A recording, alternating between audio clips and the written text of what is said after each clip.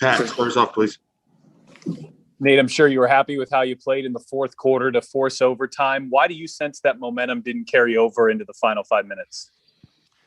Oh, I thought we missed some shots that we we normally make to start the overtime period. I thought we had some good looks. I thought that was pretty much the theme of the entire night. You know, there's a lot of shots wishing we could have got back.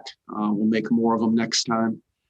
But like you said, there was good momentum to push that thing into overtime after, you know, kind of being down and the whole game and kind of fighting back to tie it and then getting down. So again, there was no quit in the guys. So that they keep playing hard. Yeah, Nate, you mentioned shots not falling. It seemed like it was a struggle there through the first half at least, but then you got things going there in the second half of the third quarter through the fourth quarter. Was there any key to unlocking the offense there for that stretch?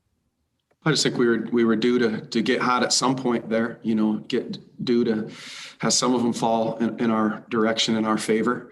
But it's both sides of it. You got to give Chicago credit for the defense and we'll shoot better next time. But I thought there you just saw there was a little bit more pace there when they start falling.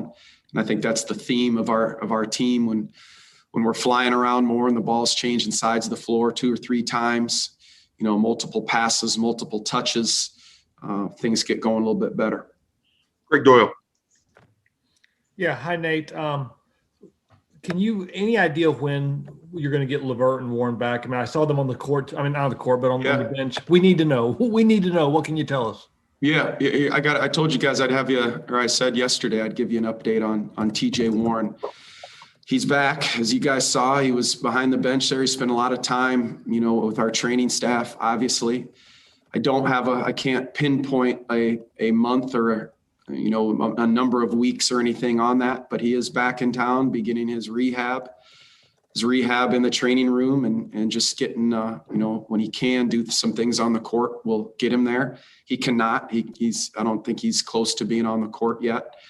Karis LeVert continues to move better and better each day. Maybe there's a chance here soon where he can get into some non-contact stuff, some 4-on-0, some 5-on-0. He's been in the shooting portions of our practice. You know, he worked out again tonight before the game. So he's getting closer. I can't pinpoint the weeks or the month with him either. But when I get that information, I will not hide it from you guys. And when you say weeks or months, can you give any? I know I'm asking you to do something you probably don't want to do, but are we looking at?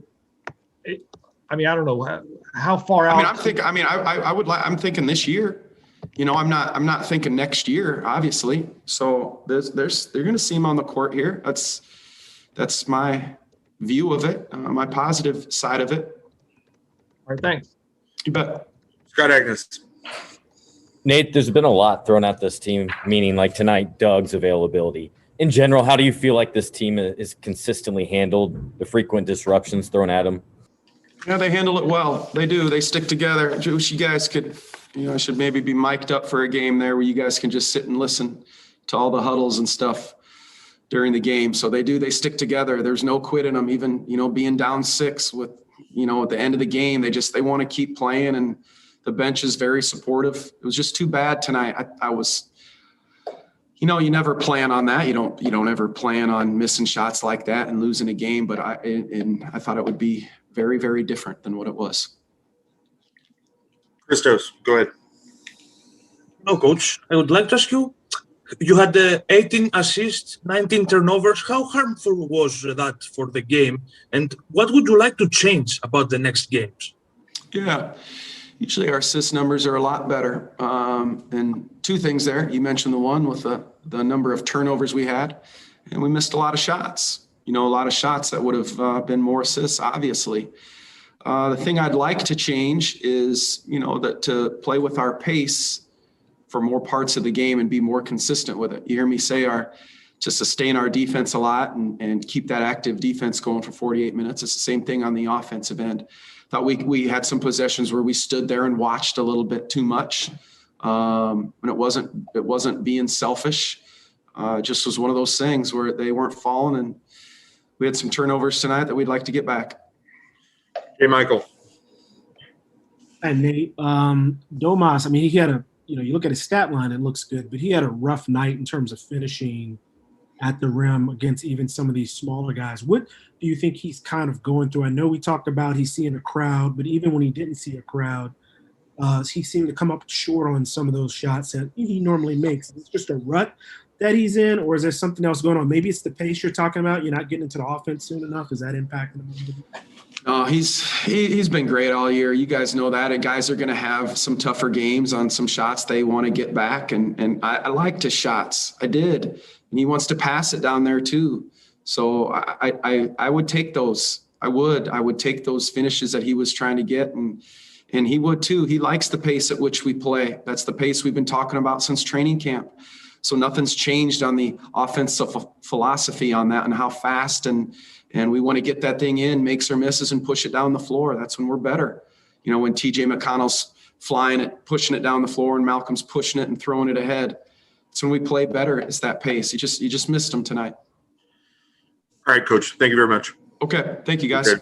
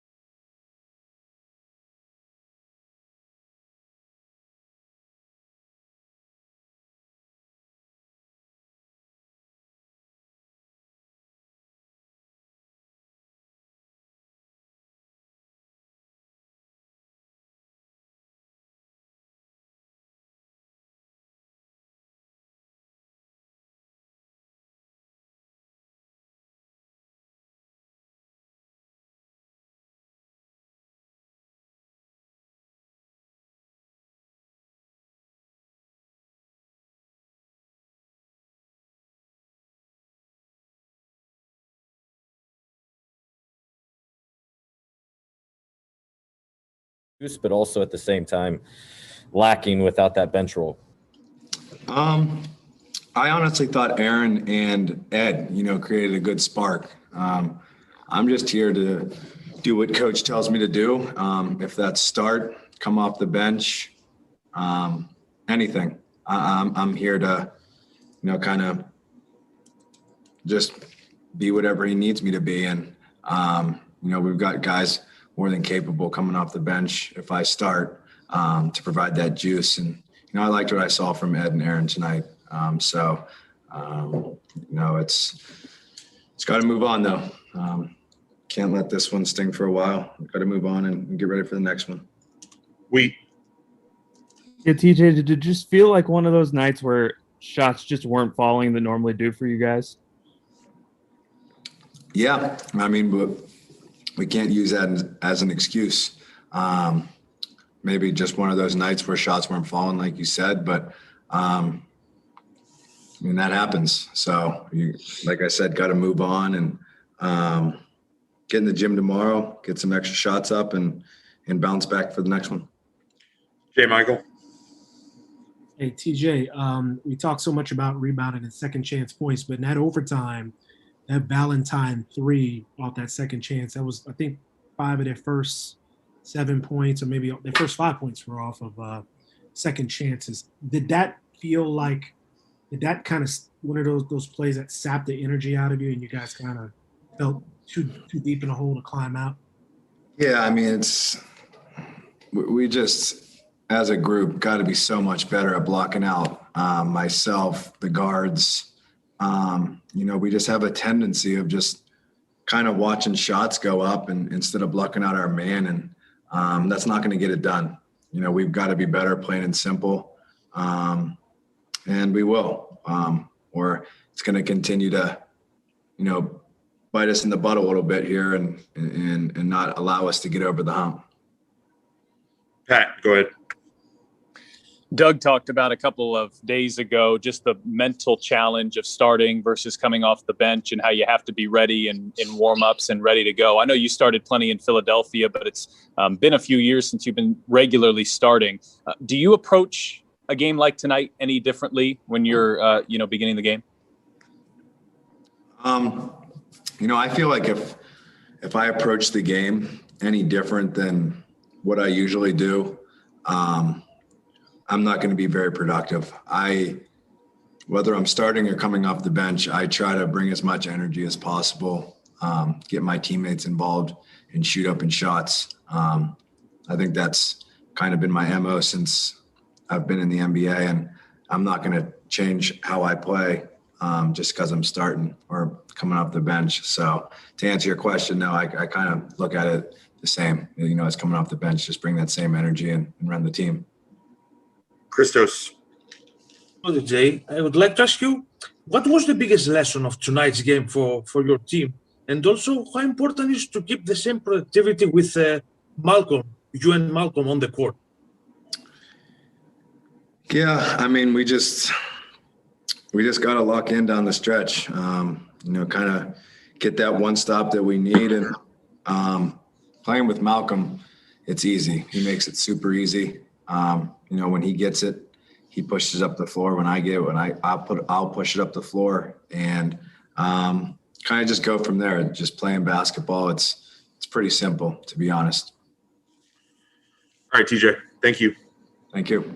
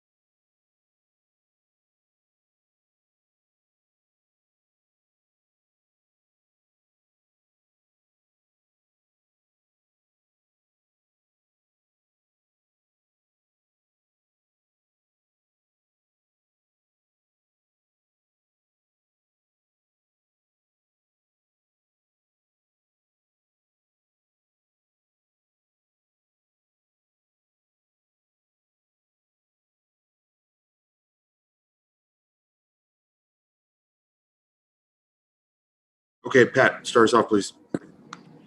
Hey, Malcolm, you guys had a nice fourth quarter, a comeback to get the game sent to overtime. You had some momentum there going into the overtime. Why did you sense it didn't carry over?